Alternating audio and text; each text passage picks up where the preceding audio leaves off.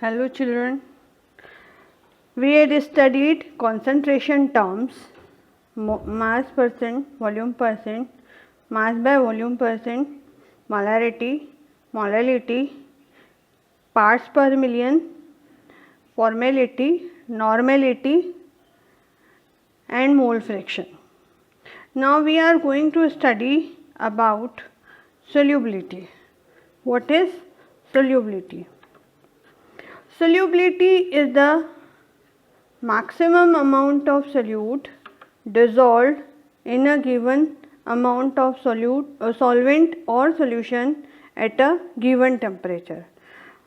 How much solute can be dissolved? Suppose you are having 100 ml of water with you. 100 ml of water with you. So whatever you are going, suppose you are adding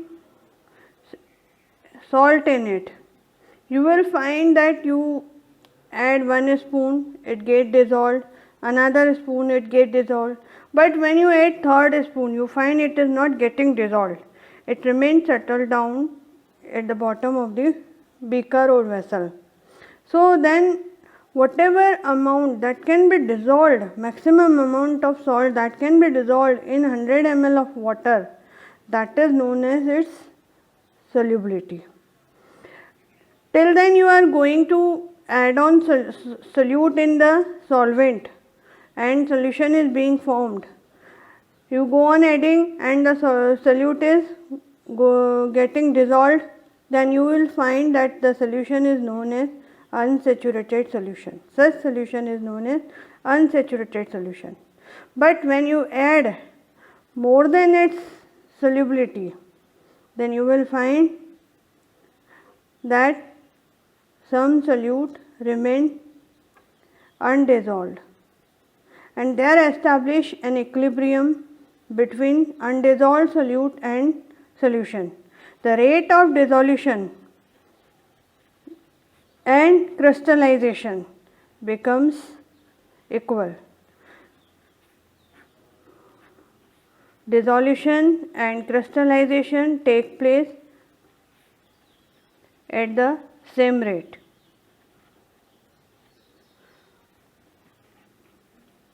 Such solution where no more solute can be dissolved, it has reached its maximum amount of solute that can be dissolved, that means it has reached maximum solubility. Such solution is called as saturated solution. So on the basis of solubility, we have two kinds of solution, one is unsaturated, another is saturated. How we will define the solubility? Maximum amount of solute that can be dissolved in solvent or solution at a given temperature is called its solubility. The solution in which more and more solute can be dissolved, that means it has not reached its maximum solubility value, such solution is called as unsaturated solution. When it reaches its maximum solubility, now you cannot add more solute in it, such solution is called as saturated solution. So you will find that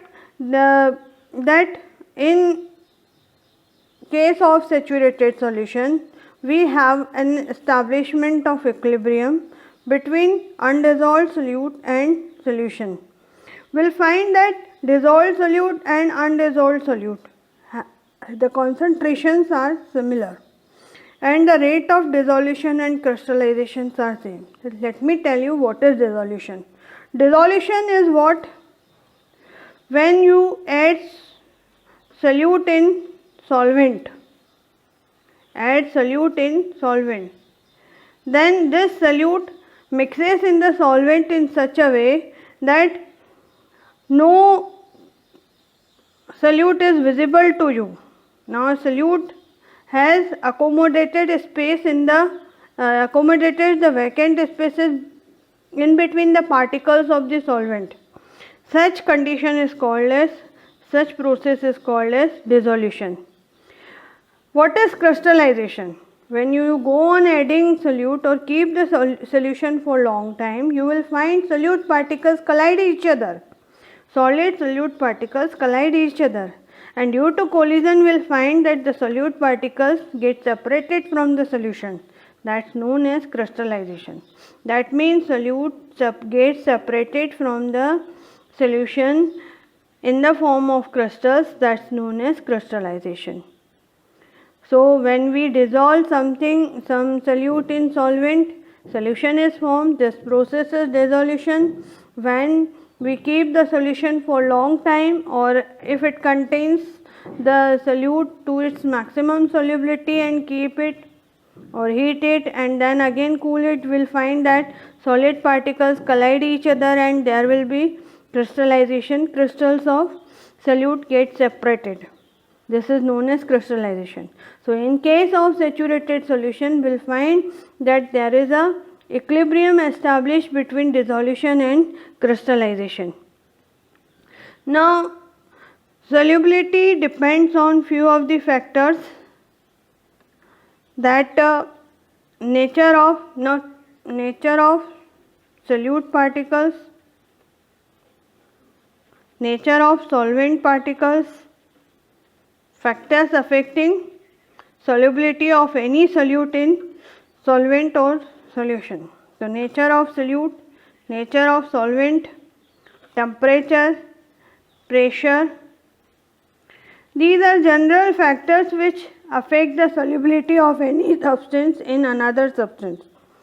We'll see detail when we will be studying about the solubility of a solid in a liquid and solubility of a gas in a liquid. So we'll see in detail now.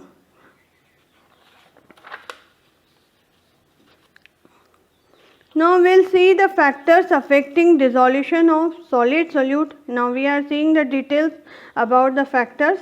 So factors affecting dissolution of solid solute in a liquid solvent. Means a liquid, we will be speaking about and studying about the liquid solutions here.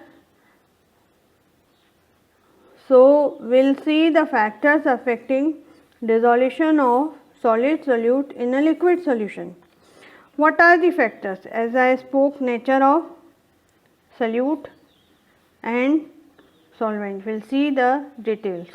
Nature of solute and nature of solvent. Together we will see.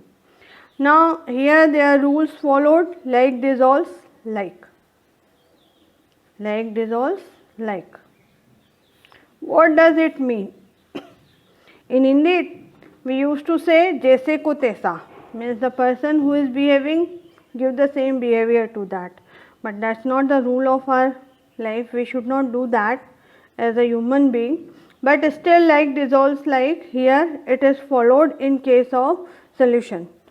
If you have polar solute, then you need polar solvent. Polar solute gets dissolved in polar solvent. If you have non-polar solute, then that will dissolve in non-polar solvent. What is polar solute and polar solvent? We have studied many a times that ionic compounds have the positive and negative ions, they are polar solute. And in case of covalent compounds, those molecular solutes or solids in which we will find there exists the polar covalent bond, then they are called as polar solute. We know what is polar covalent bond, like HCl. Cl being more electronegative attract the bond pair towards itself. The bond pair that should be between the two H and Cl should be symmetrically distributed between the two atoms which are sharing the electron pair, but we will find these are attracted more towards the Cl rather than hydrogen, because Cl is more electronegative. The bond pair is attracted towards the chlorine and then it will become del negative, this will become del positive. Though the bond is covalent, formed due to sharing of the electrons, yet we will find that the bond is polar because of electronegativity of one of the atom. So such bond is called as polar covalent bond, and such compounds are polar covalent compound. So if we have polar solute that can be dissolved in polar solvent, if we have non-polar solute that can be dissolved in non-polar solvent. Now for example, you have NaCl, sodium chloride, BaCl2, Na2SO4. Here, such compounds are what? HCl. These are polar compounds, H2SO4. These will be dissolved in water easily because water is a polar covalent compound. So it is a polar solvent. This is polar solvent, and these all are polar solutes. So they can easily dissolved in water. Now if we speak about non-polar solute, like you are having benzene that can be dissolved in toluene, chloroform, this is polar, it can be dissolved in CCl4, both are polar, they come in polar. But so if we see many compounds like acetone can be dissolved in now chloroform can be dissolved in acetone. So non-polar solutes can be dissolved in non-polar solvent. So this is the first factor, nature of solute, nature of solvent. Both should have same nature, solute and solvent should have same nature. So like dissolves like rule is followed here. Second factor that affects the solubility is the temperature, effect of temperature on the solubility. Now temperature may increase or decrease the solubility of a solute in a solvent. How? Usually we say that temperature, if we increase the temperature, solubility increase, but it is always not like this. It may increase or may decrease with the increase in temperature or decrease in temperature. For example, we will see one by one. Solubility of NaNO3, NaCl, sodium chloride, KNO3, KCl, NH4Cl, Ki.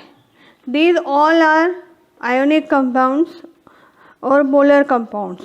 We'll find their solubility increases with the increase in temperature. If you increase the temperature, their solubility increases. Now it is why? Because when you increase the temperature, the bond between the two ions or two particles get disturbed and it breaks and the easily dissolution take place. If we see the graphically for them, so solubility, I am representing S is for solubility, representing solubility by S and temperature by T. If we increase the temperature, we will find KCl will give this kind of curve, a straight line which shows that solubility increases with the increase in temperature. Similarly for NH4Cl, this is for KCl, this is for NH4Cl. If you see for NaNO3, it is also increasing, though curve is little bit curved, it is not a straight line. For Ki, you will see it is also increasing. So this way we see that solubility increases with the increase in temperature for the salts like Ki, NaNO3, NH4Cl, KCl, NaCl, because with the increase in temperature they will be easily getting dissolved. Now second category of salts are there like Li2SO4, Ce2SO4, RCOO whole twice, Ca, calcium alkanoate. We'll find that these For these, if we increase the temperature, their solubility decreases. Let us see graphically. For Li2SO4, the curve is like this. So their solubility decreases with the increase in temperature. Third category of salts are there which show different patterns for their solubility. Why it does take place? Here, for case of ionic solid, you will find that this is dissolution is endothermic. So in case of endothermic, if heat is required, if you give the heat, temperature increases, so solubility also increases. Here dissolution is exothermic. That means heat is evolved. Del H is negative. Here del H is positive. If del H is what? Change in enthalpy. Change in enthalpy is positive. That means the process takes the heat energy which is supplied to it and then utilizes this heat energy in the process of dissolution. So the dissolution is endothermic. So with the increase in temperature, solubility increases. So if we will see solute plus solvent, so here dissolution you will get solution but you require here heat energy, you have to heat it. So del H is positive. Here you will, when you add solute and in the solvent, dissolution take place, solution is formed, heat is evolved. So in such cases, if already heat is evolving, heat is coming out of the system and you are increasing the temperature, the opposite process will take place inside. Instead of solution form, that means solute gets dissolved in solvent, rather it will the solubility decrease. So in case of third kind of solutes we have like FeSO4, Na2SO4, BaSO4, CaCl2, which show irregular patterns are there of solubility with temperature. So irregular increase in temperature with the irregular increase in solubility with the increase in temperature. Let us see graphically. If we increase the temperature, now see the solubility of the CaCl2. It is increasing, but you see it's having different pattern. Here we will find CaCl2 dot H2O, hexahydrate salts. When it dissolves, then CaCl2 4H2O. Here CaCl2, it is forming different patterns with for the solubility. Similarly for Na2H2SO4, we'll see the pattern is like this. Na2SO4 here Na2SO4 dot 10H2O. So irregular patterns of the solubility with the increase in the temperature. So we'll see last is effect of pressure. Last factor is effect of pressure. Now in case of solid, we all know that solids are incompressible.